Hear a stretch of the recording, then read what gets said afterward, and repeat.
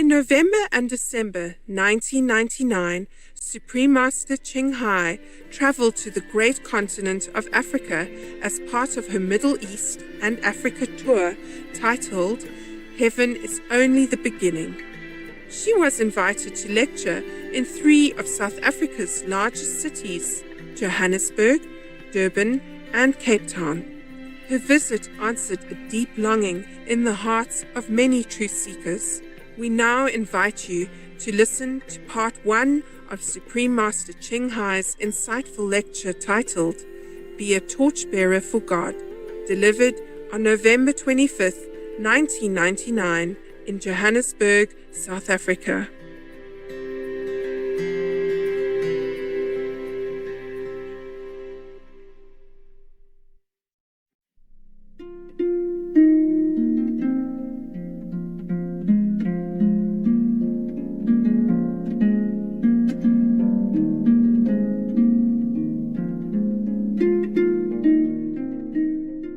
Ladies and gentlemen, it is time to experience the enlightening wisdom of the Supreme Master Ching Hai. Thank you, thank you.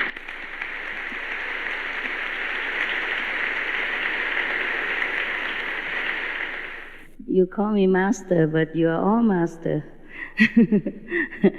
You just forget.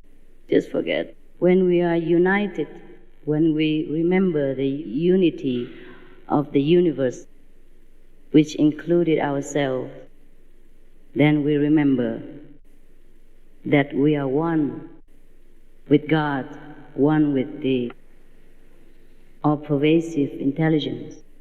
And when we have forgotten this, then we have forgotten everything.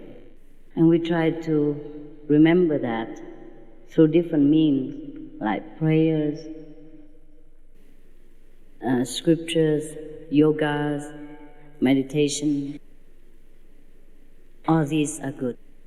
All these are good for us. One day, we will truly remember that we are all masters. There's no one in this room or anywhere else who is not a master, because we cannot be separated from the master, who is all-pervasive, and we are in that pervasiveness, and we are one with that. And that's the only thing we are made of. There's nothing else that made of our beings except God's essence, except the greatest things that we call truth, wisdom, God, Goddess, Buddha, name whatever you like to call this greatest being in the universe, which is even one with us, with every of us. That's why at the time of death, the so-called ourselves or the body just lay flat on the ground or anywhere and doesn't move, because that essence of all movement, of all activities, has chosen to leave that physical instrument for that time, maybe seeking another instrument for further experiencing the limitless, the vastness of this great being, which we call God, which is one with us, actually. Once we found the unity again with this all-pervasive intelligence, all-pervasive love, we call this enlightenment. We call this God realization or self-realization of attaining Buddhahood. Different countries name this intelligence, this wisdom, this greatest love by different terminology because they speak different language. Otherwise, they're just one, the oneness that encompasses all things, including ourselves. And we are never, ever separated from this oneness, even if we try. The only reason we feel separated from this oneness is because we have chosen to forget the unity so that we can re-experience again this greatness. And we can recreate ourselves again through forgetfulness, or remember again the bliss of heaven, of unity with God, which is ourselves, our greatest self. For example, many people ask me all the time, what happened when we die? I always say, I didn't die yet, so I don't know. But we could experience the feeling of death during our deepest prayers or contemplation. When we are in the deepest prayers, we will be oblivious to all the surrounding, including ourselves, and all the worries will depart from us. This is the time when the Indian yogi is called samadhi. During this samadhi time, we will experience oneness with God, almost like the time when we die. That's why in the Bible it is mentioned that learn to die so that you will begin to live. And a saint also say, I die daily. Whoever forsake the flesh for the spirit will find God, etc., etc. How do we forget or forsake the flesh? Every day we have so much problem of living, of survival. Every little things that we see around us, everything we encounter during our lifetime, always try to remind us that we are a physical being. We are just a mere mortal, a weak, feeble human being, helpless in front of destiny. So how can we forget this? We can. We can if we practice. We can if we know how. It is very simple. Every one of us can do this. We have children from 6 years old, even younger than that, 5. They already experience oneness with God. They experience the feeling of forsaking the flesh and unite with the spirit, or visiting heaven while living. It's just like I'm coming to Africa to visit your beautiful country. And then tomorrow or next days, I will go back to another country or back to where my house is. It is as simple as that. We could visit heaven and go back to earth again, not by the body, but by our own essence of being. We call it the soul or the spirit, which is always one with God. The body is just like a focus point so that the soul can pay all the attention there in order to gather some earthly experience that he wants to experience, so that he can temporarily, if the soul is a he or a she, we have to say something. Okay, she or he want to experience something in this material existence, then that soul or that part of that great beings of God has to focus on some point. Focus so much so that he can forget completely about his oneness with God. At that moment, we're born. We say we're born in the physical world and we have a body. And so long as the soul or that part of God consciousness still concentrate on this focus point of the body, or whatever body he chose to focus on, we say that that's a he, that's a she, that's a human being, or that's a what.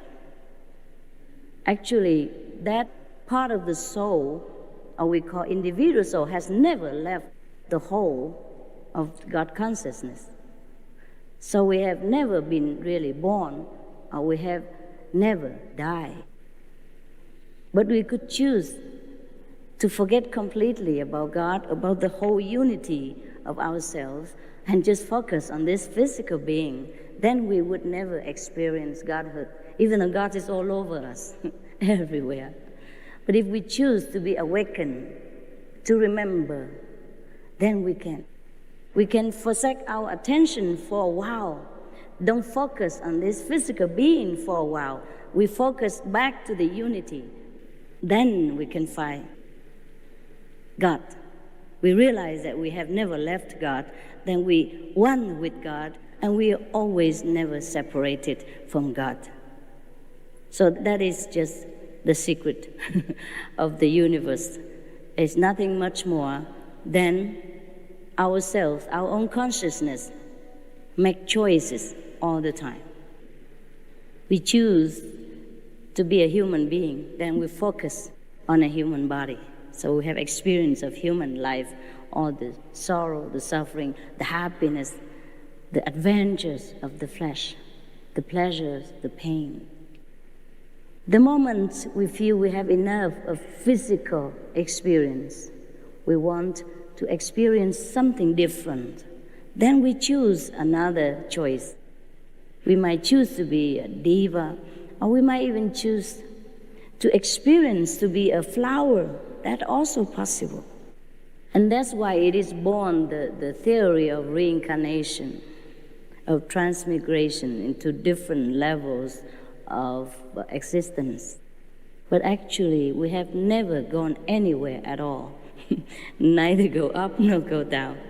We just forever flowing in the life force of the universe, forever being in Godhood, but forever experience different focus points for our own pleasure, for our own amusement.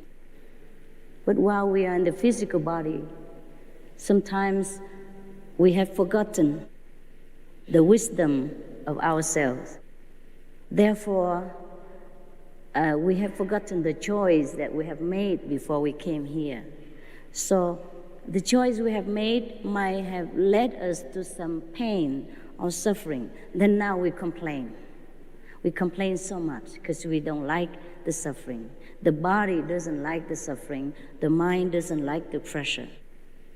But that was what the soul wants to experience.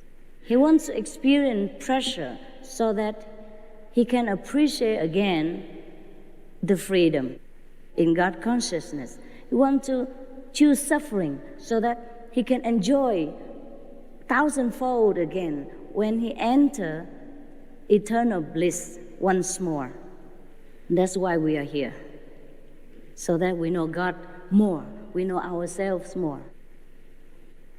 Just like we are the king of ancient nation, sometimes a king disguise himself as a commoner and go among the people in order to understand what true citizenship is like. And then when he comes back, he appreciates his position better, his comfortable palace, or the servants that serve him, or the power that he has. When he disguises himself as a commoner, he has to undergo all kind of hardship, all kind of ordinariness, just like every one of his subjects.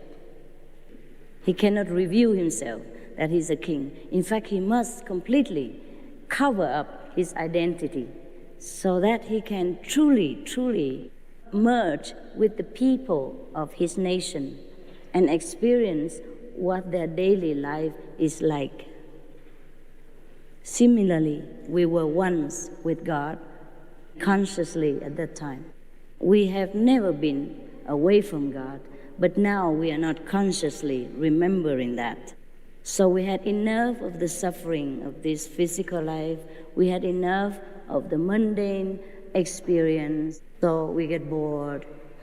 We feel there's nothing really here anymore for us to enjoy. We would like to know where we come from. What else is there in this vast universe of God's creation that we should experience? This is the time when we ask this question, when we wonder like this is the time we will experience enlightenment. We're ready. We're ready for it. So we came all this time to be a human being, to be different human beings. Sometimes if we have focused on one focus point or one human existence, and we didn't feel we have enough of physical enjoyment or physical adventure, then we focus on another existence of another human being again. And then we continue further until we get tired. So actually, anyone who is ready can experience God's light, God's unity and enlightenment. That is very simple like that. It's your choice only.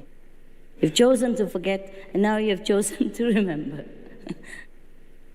So if you think you have chosen now to remember again, then of course I'm here to serve you. Because God has given me permission and ordered me to do that. Maybe one day, after you have remembered everything about yourself, God will also say the same to you. Go, my son, go, my daughter, do some service to my children or to myself, because we have never been separated from God. Remember that. Even if you don't remember, just believe me. We have nowhere to go except inside God's consciousness. We have nowhere else except in God's house right now. Everywhere He encompasses every being in this universe. All the flowers, the sun, the moon, the star, the planets, the galaxies are all inside God. There is nothing that escapes Godhood.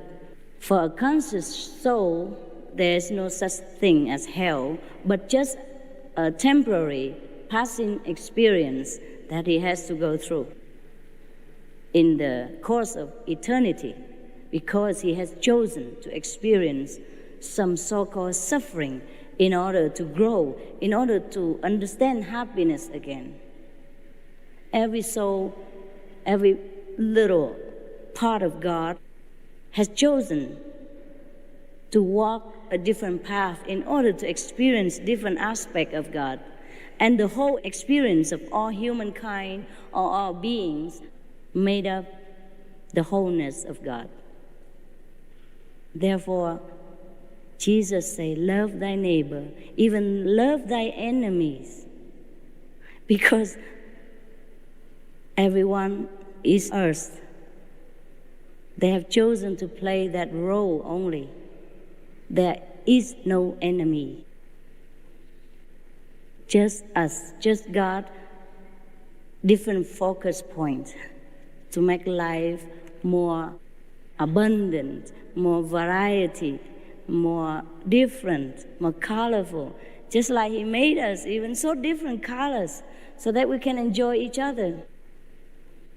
Like I look like yellow cornflakes, corn, and you look like chocolate.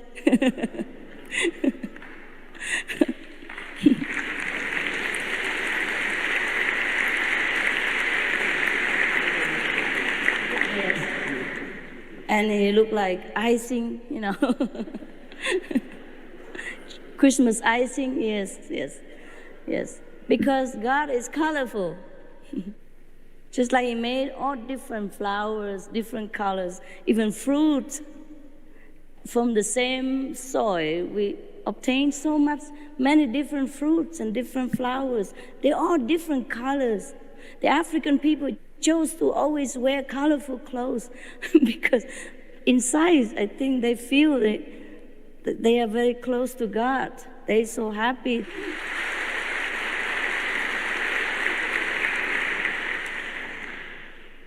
So there is not really anything mysterious or difficult about finding God or finding our true self, because we have never been anything else but God, God's essence, one with God, or God's children, God's offspring, a spark of God, a part of God. It's just like the fish in the sea is born in the sea, it lives in the sea, and when it dies, it becomes the sea again, you know, thing like that. So we have never run anywhere. The problem with us now, is that we have to change our thinking. We have to change. We have too much guilty feel about everything.